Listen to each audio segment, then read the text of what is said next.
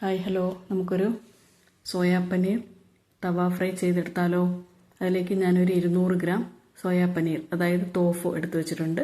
അത് ഇതേപോലെ ചെറിയ പീസസ് ആയിട്ട് നമുക്കൊന്ന് കട്ട് ചെയ്തെടുക്കാം. ആദ്യം കണ്ടോ, ഇതേപോലത്തെ ക്യൂബ്സ് ആയിട്ട് കട്ട് ചെയ്തെടുത്തിട്ടുണ്ട്.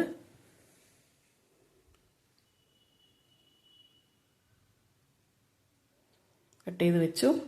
ഇനി ഇതിലേക്ക് 1 ടീസ്പൂൺ മുളക് പൊടി ചേർത്ത് കൊടുക്കാം. 1/4 ടീസ്പൂൺ കുരുമുളക് പൊടി, 1/4 ടീസ്പൂൺ ഗരം മസാല, 1/4 ടീസ്പൂൺ വറുത്ത് പൊടിച്ച ജീരകത്തിൻ്റെ പൊടി, അതുപോലെ തന്നെ 1 ടീസ്പൂൺ ഫുള്ളായിട്ടും ചാട്ട് മസാല, പിന്നെ ആവശ്യത്തിനുള്ള ഉപ്പ്, പിന്നെ 1 മുറി നാരങ്ങ നീര്, അത്രയും കൂടി ചേർത്തിട്ട് നന്നായിട്ട് കൈകൊണ്ട് ഒന്ന് മിക്സ് ചെയ്ത് വയ്ക്കാം. നമുക്ക് പനീർ നന്നായിട്ട് മിക്സ് ചെയ്ത് വെച്ചിട്ടുണ്ട്. സോയാ പനീർ ഒരു ഫ്രൈ പാൻ അടുപ്പത്ത് വെച്ച് കൊടുത്തിട്ടുണ്ട്. അതിലേക്ക് ബട്ടർ നമുക്ക് സ്പ്രെഡ് ചെയ്ത് കൊടുക്കാം. കുറച്ച് ബട്ടർ മതി. നന്നായിട്ടൊന്ന് എല്ലാ ഭാഗത്തും ഇടുന്ന രീതിയിൽ തേച്ച് കൊടുക്കാം. നമ്മൾ നേരത്തെ മാരിനേറ്റ് ചെയ്ത് വെച്ചിരിക്കുന്ന സോയാ പനീർ അത് പീസസ് ആയിട്ട് ഇതിലേക്ക് ചേർത്ത് കൊടുക്കാം. എന്നിട്ട് ലോ ഫ്ലെയിമിൽ വെച്ചിട്ട് 1 മിനിറ്റ് ഒന്ന് അടച്ചു കൊടുക്കാം. 1 മിനിറ്റ് ആയിട്ടുണ്ട്.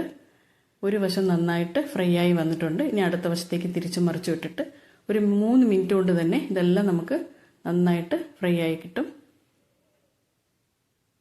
ഒന്നുകൂടെ അടച്ചു കൊടുക്കാം. പിന്നെയും തിരിച്ചിട്ട് കൊടുക്കാം. പനീർ നന്നായിട്ട് ഫ്രൈ ആയി വന്നിട്ടുണ്ട്. ഒരു ബൗളിലേക്ക് നമുക്ക് മാറ്റാം. ഇത് സാലഡിൻ്റെ കൂടെ ഉപയോഗിക്കാം, അല്ലെങ്കിൽ ഇങ്ങനെ തന്നെയും ഉപയോഗിക്കാൻ നല്ലതാണ്. എല്ലാവരും ഒന്ന് ട്രൈ ചെയ്ത് നോക്കണേ. ബൈ.